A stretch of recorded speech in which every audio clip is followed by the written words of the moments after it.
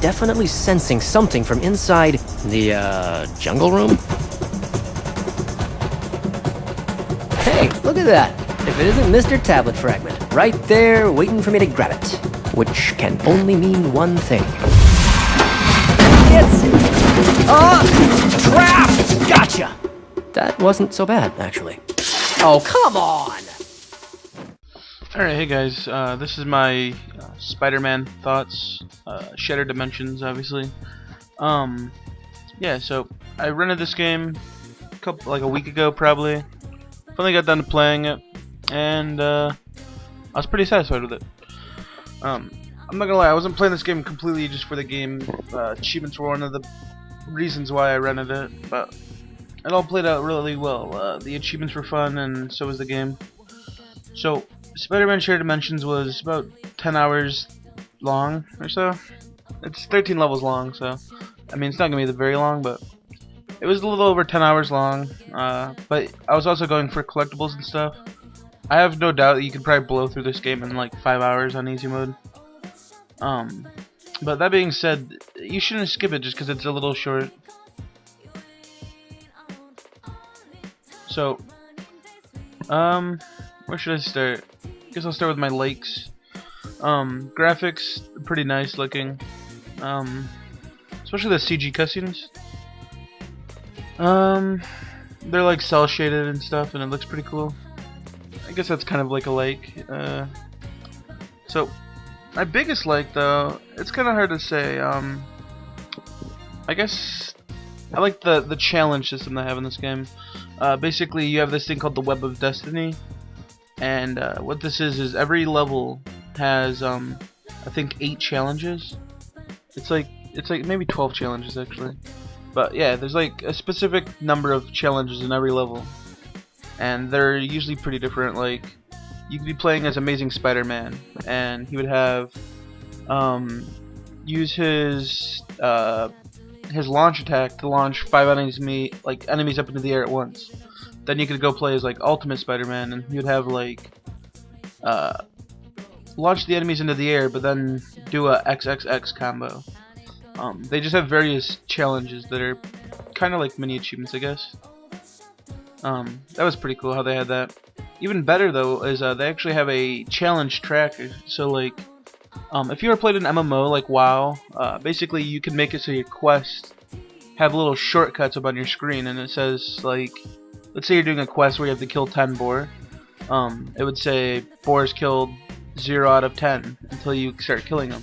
Same thing with this. Your challenges actually show like, let's say you're working on the challenge where you have to get 8 hidden spiders. You have 4 spiders. It's gonna say 4 out of 8. It's pretty cool how they do that. There's a lot of variety in the missions. There's time-based ones. There's kill-based ones. There's boss-based ones. There's story-based ones. Stuff like that. So Web of Destiny is probably the best feature in this game.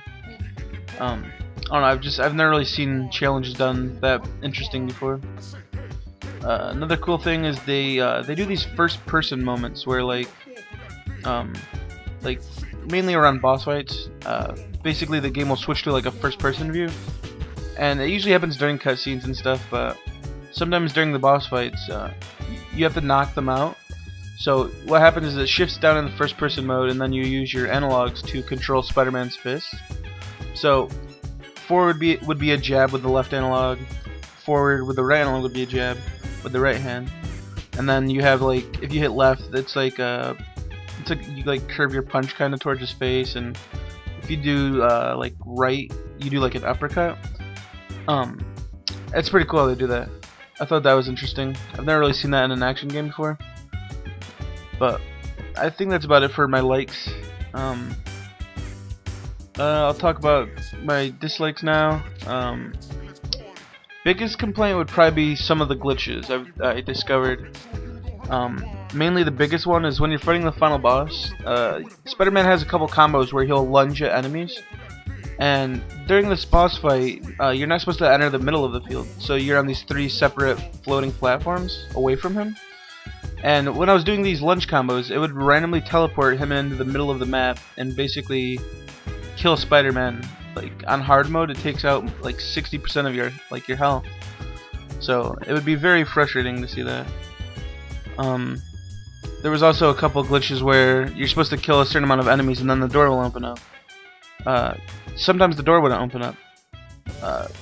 Namely, I encountered this around 3 times on the Carnage level.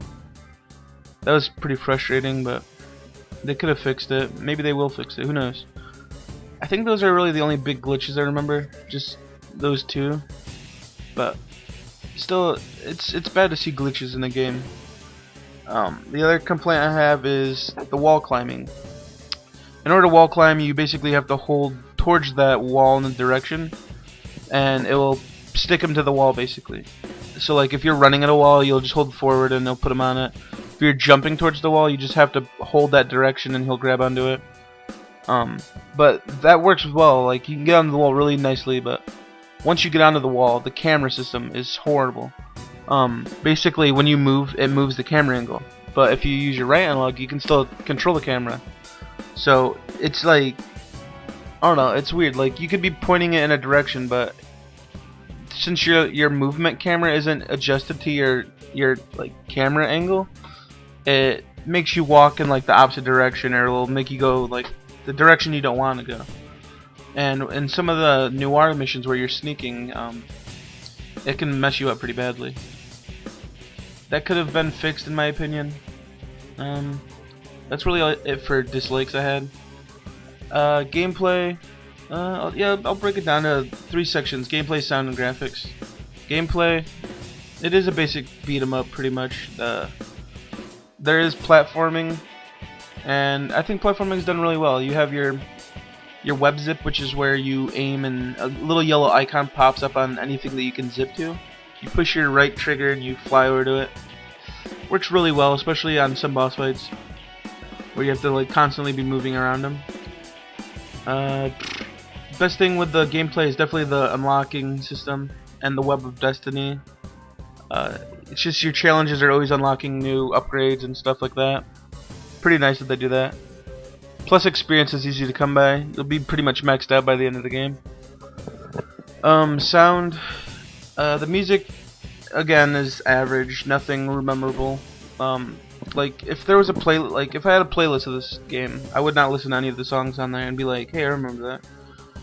So this is one of those games where I turn the volume down all the way to the very bottom, just because there's nothing to listen to in it. On the other side, though, voice acting is very strong. They basically bring out all the Spider-Man voice actors from the cartoons, and they make them voice all 4 different Spider-Mans.